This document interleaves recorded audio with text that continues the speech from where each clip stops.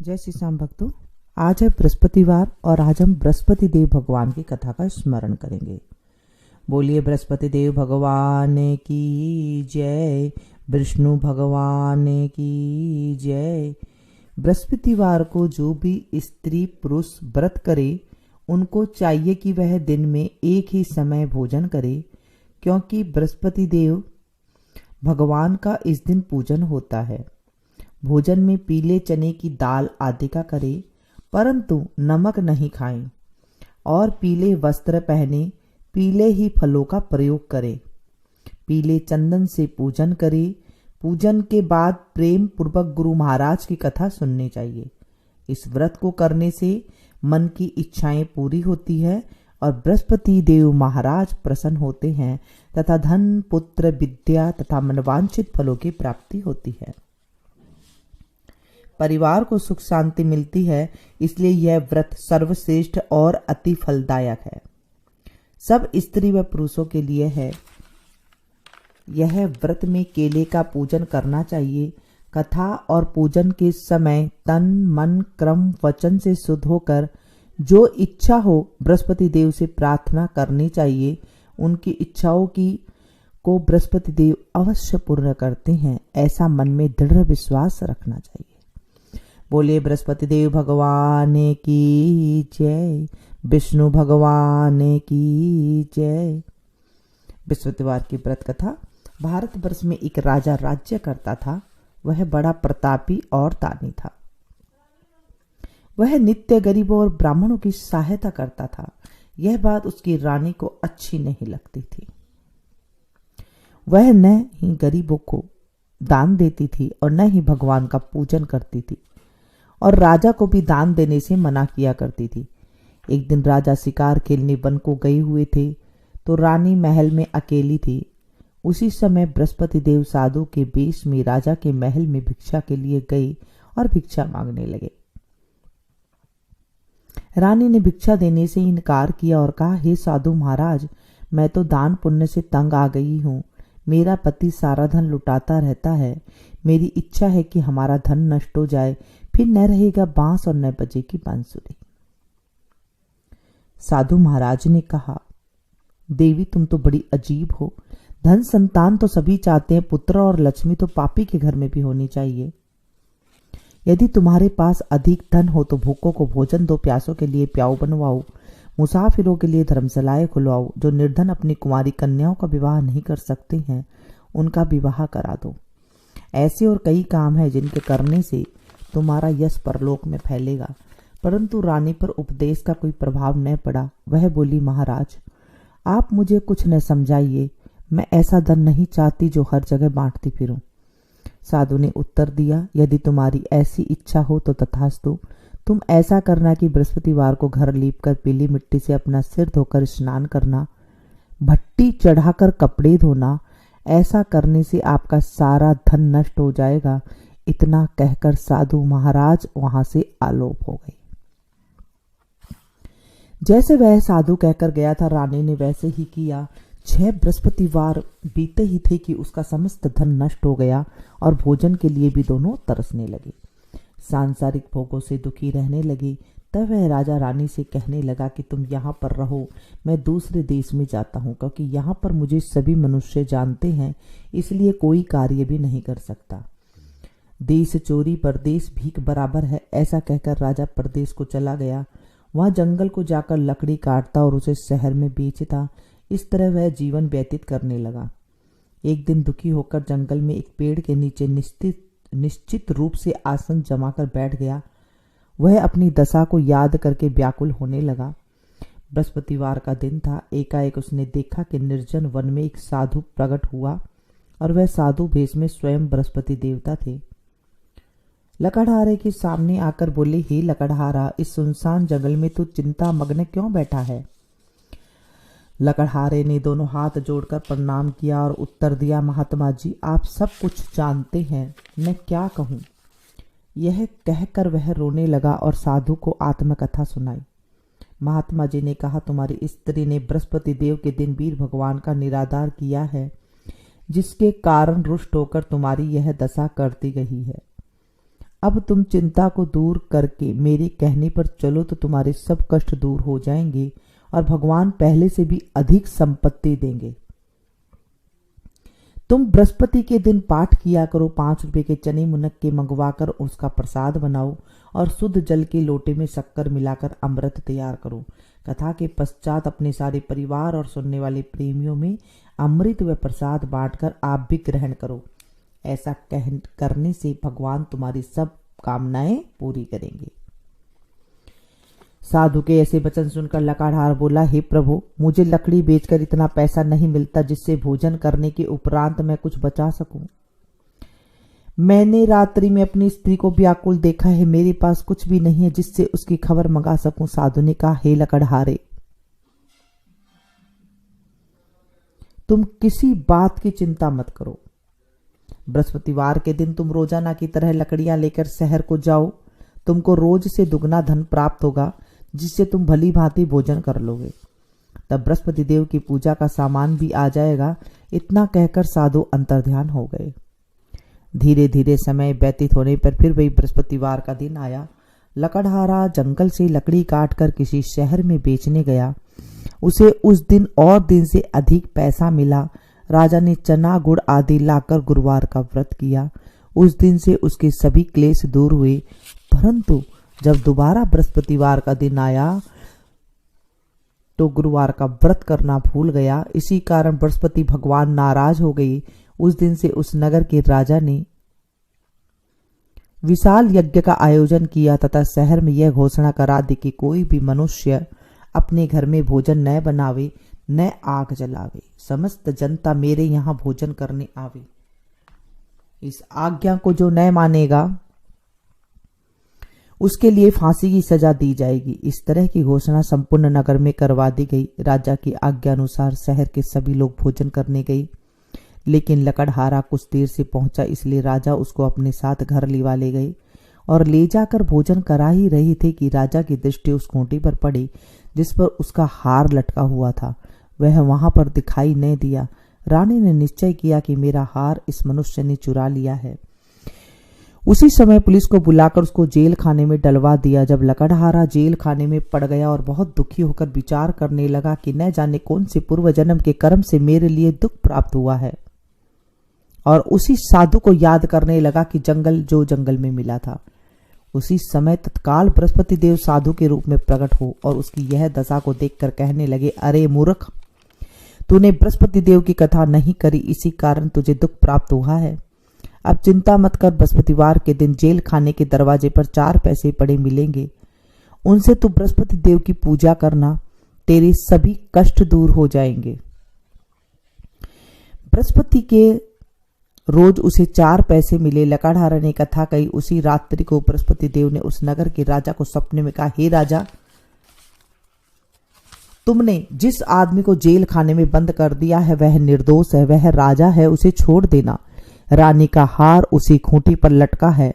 अगर तू ऐसा नहीं करेगा तो मैं तेरे राज्य को नष्ट कर दूंगा।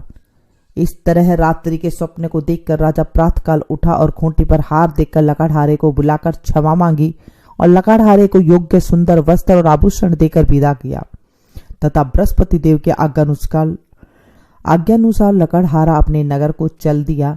राजा जब अपने नगर के निकट पहुंचा तो उसे बड़े आश्चर्य हुआ। नगर में पहले से अधिक बाग, तालाब और कुएं तथा बहुत सी धर्मशालाएं, मंदिर आदि बनी गई है। राजा ने पूछा, यह किसका बाग और धर्मशाला है? तो नगर के सब लोग कहने लगे, यह सब रानी और बांदी के हैं। तो राजा को आश्चर्य हुआ और गुस्सा भी आया। जब रानी ने यह खबर सुनी तो राजा आ रहे तो उसने बांदी से कहा कि हे दासी, देख, राजा हमको कितनी बुरी हालत में छोड़ गए थे। हमारी ऐसी हालत देखकर वह लौट न जाए, इसलिए तू दरवाजे पर खड़ी हो जा। आज्ञा अनुसार दासी दरवाजे पर खड़ी हो गई और राजा आए तो उन्हें अपने साथ लिवा लाई। तब उन्होंने कहा, हमें यह सब धन बृहस्पति देव के इस व्रत के प्रभाव से प्राप्त हुआ है। राजा ने निश्चय किया कि 7 रोज बाद तो सभी बृहस्पति देव का पूजन करते हैं, परंतु रोजाना दिन में 3 बार कहानी कहा करूंगा, रोज व्रत किया करूंगा। अब हर समय राजा के दुपट्टे में चने की दाल बंधी रहती थी। दिन में 3 बार कहानी कहता। एक रोज राजा ने विचार किया कि चलो अपनी बहन के यहाँ हो आए। इस तरह निश्चर कर राजा घोड़े पर सवार हो अपनी बहन के यहाँ को चलने लगा। मार्ग में उसने देखा कि कुछ आदमी एक मुर्दे को लिए जा रहे हैं। उन्हें रोककर राजा ने कहा, अरे भैया, मेरी बृहस्पति देव की कहानी सुन लो। वे बोले, लो, हमारा तो आदमी मर गया है, इसको अपनी कथा की पड़ी है। परंतु कुछ आदमी बोले, अच्छा कहो, हम तुम्हारी कथा भी सुनेंगे। राजा ने दाल निकाली और जब कथा आदि हुई थी कि मुर्दा हिलने लगा और जब कथा समाप्त हो गई तो राम राम करके मनुष्य उठकर खड़ा हो गया। आगे मार्ग में उसे किसान खेत में हल चलाता मिला। राजा ने उसे देखा और उससे कहा, अरे भैया, तो मेरी बृहस्पति देव की कथा सुन लो। किसान बोला, जब तक मैं तेरी कथा सुनूंगा तब तक 4 हरैया और जोत लूंगा। जा अपनी कथा किसी और को सुनाना। इस तरह राजा आगे चलने लगा। राजा के हटते ही बैल पछाड़ खाकर गिर गए और उसके पेट में बड़ी जोर से दर्द होने लगा। उस समय उसकी माँ रोटी लेकर आई। उसने जब यह देखा तो अपने पुत्र से सब हाल पूछा और बेटे ने सभी हाल कह दिया। तो बुढ़िया दौड़ी दौड़ी उस घुड़सवार के पास गई और उससे बोली कि मैं तेरी कथा सुनूंगी, तू अपनी कथा मेरे खेत पर चलकर ही कहना। राजा ने बुढ़िया के खेत पर जाकर कथा कही, जिसके सुनते ही वह बैल उठकर खड़े हुए तथा किसान के पेट का दर्द बंद हो गया। राजा अपनी बहन के घर पहुंचा। बहन ने भाई की खूब मेहमानी की। दूसरे रोज प्रातःकाल था। राजा जगा तो वह देखने लगा कि सब कोई लोग भोजन कर रहे हैं। राजा ने अपनी बहन से कहा कि ऐसा कोई मनुष्य है जिसने भोजन नहीं किया है, नहीं किया हो, मेरी बृहस्पति देव की कथा सुन ले। बहन बोली, भैया, यह देश ऐसा ही है। पहले यहाँ लोग भोजन करते हैं, बाद में अन्य काम करते हैं। अगर कोई पड़ोस में हो तो देख आऊं। वह ऐसा कहकर देखने चली गई, परंतु उसे कोई ऐसा व्यक्ति नहीं मिला जिसने भोजन नहीं किया हो। अतः वह एक कुम्हार के घर गई जिसका लड़का बीमार था। उसे मालूम हुआ कि उनके यहाँ 3 रोज से किसी ने भोजन ही नहीं किया है। रानी ने अपने भाई की कथा सुनने के लिए कुम्हार से कहा तो वह तैयार हो गया। राजा ने जाकर बृहस्पतिवार की कथा कही, जिसकी सुनकर उसका लड़का ठीक हो गया। अब तो राजा की प्रशंसा होने लगी। एक रोज राजा ने बहन से कहा, हे बहन, हम आप अपने घर को जाएंगे, तुम भी तैयार हो जाओ। राजा की बहन ने अपनी सास से कहा। सास ने कहा, हाँ चली जा, परंतु अपने लड़कों को मत लेके जाना, क्योंकि तेरे भाई की कोई औलाद नहीं है। बहन ने अपने भाई से कहा, हे भैया, मैं तो चलूंगी, परंतु कोई बालक नहीं जाएगा। राजा बोला, जब कोई बालक ही नहीं चलेगा तो तुम क्या करोगी? बड़े दुखी मन से राजा अपने नगर को लौट आया। राजा ने अपनी रानी से कहा कि हम निर्वंशी राजा हैं, हमारा मुंह देखने का धर्म नहीं है और कुछ भोजन आदि नहीं किया। रानी बोली, हे प्रभु, बृहस्पति देव ने हमें सब कुछ दिया है, हमें औलाद अवश्य देंगे। उसी रात को बृहस्पति देव ने राजा के सपने में कहा, हे राजा, उठ, सभी सोच त्याग दे, तेरी रानी गर्भ से है। राजा की यह बात सुनकर बड़ी खुशी हुई। 9वें महीने में उसके गर्भ से एक सुंदर पुत्र पैदा हुआ। तब राजा बोला, हे रानी, स्त्री बिना भोजन के रह सकती है, बिना कहे नहीं रह सकती। जब मेरी बहन आवे तो मुझसे कुछ कहना मत। रानी ने सुनकर हाँ कर दिया। जब राजा की बहन का ये सब शुभ समाचार सुना तो वह बहुत खुश हुई और बधाई लेकर अपने भाई के यहाँ आई।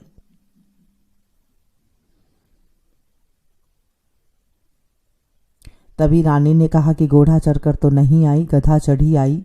राजा की बहन बोली, भाभी, मैं इस प्रकार न कहती तो तुम्हें औलाद कैसे मिलती? बृहस्पति देव ऐसे ही हैं, जैसे जिसके मन की कामनाएं हैं सभी को पूर्ण करते हैं। जो सद्भावना पूर्वक बृहस्पति देव की व्रत करता है, बृहस्पतिवार की कथा को करता है एवं पढ़ता है अथवा सुनता है, बृहस्पति देव उसकी सभी मनोकामनाएं पूर्ण करते हैं। भगवान बृहस्पति देव उसकी सदा रक्षा करते हैं। संसार में सद्भावना से भगवान जी का पूजन व्रत करके सच्चे हृदय से उनका मनन करते हुए जय जयकार बोलना चाहिए। बोले बृहस्पति देव भगवान की जय, विष्णु भगवान की जय। प्राचीन काल में एक ब्राह्मण था, वह बहुत निर्धन था, उसकी कोई संतान नहीं थी। उसकी स्त्री बहुत ही मलिनता के साथ रहती थी। वह स्नान न करती, किसी देवता का पूजन न करती। इससे ब्राह्मण देवता बड़े दुखी थे। बेचारे बहुत कुछ कहते थे, किंतु उसका कुछ परिणाम न निकला। भगवान की कृपा से ब्राह्मण के स्त्री के कन्या रूपी रत्न पैदा हुआ। कन्या बड़ी होने पर प्रातः स्नान करके विष्णु भगवान का जाप व बृहस्पतिवार का व्रत करने लगी। अपने पूजन पाठ को समाप्त करके स्कूल को जाती और अपनी मुट्ठी में जौ भर के ले जाती और पाठशाला के मार्ग में डोलती जाती। तब ये जो सोने के हो जाते, लौटते समय उनको बीन कर घर को ले आती थी। एक दिन वह बालिका सूप में उस सोने के जौ को फटक कर साफ कर रही थी कि उसके पिता ने देख लिया और कहा, हे बेटी, सोने के जौ के लिए तो सोने का सूप भी होना चाहिए। दूसरे दिन बृहस्पतिवार था। इस कन्या ने व्रत रखा और बृहस्पति देव से प्रार्थना करके कहा कि मैंने आपकी सच्चे मन से पूजा की हो तो मेरे लिए सोने का सूप दे दो। बृहस्पति देव ने उसकी प्रार्थना स्वीकार कर ली। रोजना की तरह वह कन्या जौ फैलाती हुई जाने लगी। जब लौटकर जौ बीन रही थी तो बृहस्पति देव की कृपा से सोने का सूप मिला। उसे वह घर ले आई और उसमें जौ साफ करने लगी, परंतु उसकी माँ का वही ढंग रहा। एक दिन की बात है, वह कन्या सोने के सूप में जौ साफ कर रही थी। उसी समय उस शहर का राजपुत्र वहां होकर निकला। इस कन्या के रूप और कार्य को देखकर मोहित हो गया तथा अपने घर आकर भोजन तथा जल त्याग कर उदास होकर लेट गया। राजा को जब इस बात का पता चला तो वह अपने प्रधानमंत्री के साथ उसके पास गए और बोले, हे बेटा, तुम्हें किस बात का कष्ट है? किसी ने अपमान किया है तो और कोई कारण है सो कहो, मैं वही कार्य करूंगा जिससे तुम्हें प्रसन्नता हो। अपने पिता की राजकुमार ने बातें सुनी तो वह बोला, मुझे आपकी कृपा से किसी बात का दुख नहीं है। नहीं, मेरा किसी ने अपमान किया है, परंतु मैं उस लड़की के साथ विवाह करना चाहता हूं जो सोने के सूप में जौ साफ कर रही थी। यह सुनकर राजा आश्चर्य में पड़ गया और बोला, हे बेटा, इस तरह की कन्या का पता तुम ही लगाओ, मैं उसके साथ तेरा विवाह अवश्य कर दूंगा।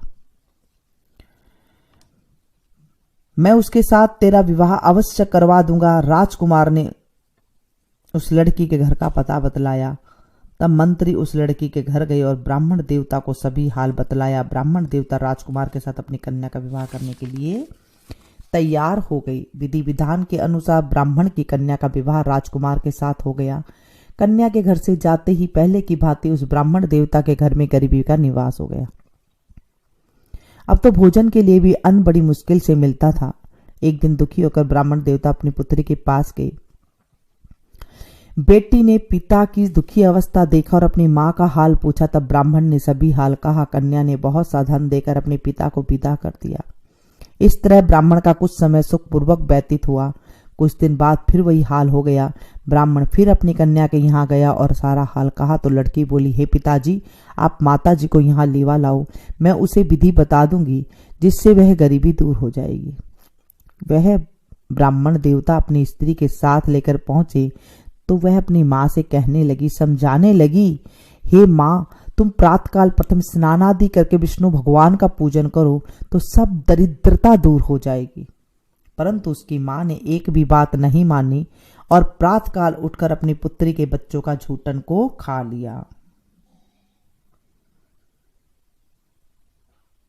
इससे उसकी पुत्री को भी बहुत गुस्सा आया और एक रात को कोठरी में से सभी सामान निकालकर और अपनी मां को उसमें बंद कर दिया। प्रातःकाल उसे निकाला तो स्नान आदि करा के पाठ करवाया तो उसकी मां की बुद्धि ठीक हो गई और फिर वह प्रत्येक बृहस्पतिवार को व्रत रखने लगी। इस व्रत के प्रभाव से उसकी माँ बाप बहुत ही धनवान और पुत्रवान हो गए और बृहस्पति जी के प्रभाव से इस लोक में सुख भोग कर स्वर्ग को प्राप्त हुए। बोले बृहस्पति देव भगवान की जय, विष्णु भगवान की जय। जय बृहस्पति देवा ओ स्वामी, जय बृहस्पति देवा। चिन चिन भोग लगाऊं, पल पल भोग लगाऊं, कदली फल मेवा। जय बृहस्पति देवा। तुम पूर्ण परमात्मा, तुम अंतर्यामी, जगत पिता जगदीश्वर, तुम सबके स्वामी। जय बृहस्पति देवा। चरणामृत निज निर्मल, सब पातक हरता, सकल मनोरथ दायक, कृपा करो भरता जय बृहस्पति देवा। तन मन धन अर्पण कर जो जन शरण पड़े, प्रभु प्रकट तब होकर आकर द्वार खड़े, जय बृहस्पति देवा। दीन दयाल दयानिधि भक्तन हितकारी, स्वामी भक्तन हितकारी। पाप दोष सब हरता, पाप दोष सब हरता, भव बंधन हारी, जय बृहस्पति देवा। सकल मनोरथ दायक सब संशय तारो, स्वामी सब संशय तारो। विषय विकार मिटाओ, विषय विकार मिटाओ, संतन सुखकारी, जय बृहस्पति देवा। जो कोई आरती तेरी प्रेम सहित गावे, स्वामी प्रेम सहित गावे। ज्येष्ठानंद वंद सो निश्चय पावे, जय बृहस्पति देवा। जय बृहस्पति देवा, स्वामी जय बृहस्पति देवा। छिन छिन भोग लगाऊं, पल पल भोग लगाऊं, कदली फल मेवा, जय बृहस्पति देवा। सब बोलो विष्णु भगवान की जय, बृहस्पति देव भगवान की जय। आज हमने बृहस्पति देव भगवान की कथा का स्मरण किया है। इसे ज़्यादा से ज़्यादा अपनों के साथ शेयर कीजिएगा ताकि आपको भी कथा सुनाने का फल मिल सके। मिलती हूँ फिर से एक नई वीडियो में, नई कहानी के साथ, नई कथा के साथ, नई जानकारी के साथ। तब तक आप लोग देखते रहिए मेनू संगीत। Thank you.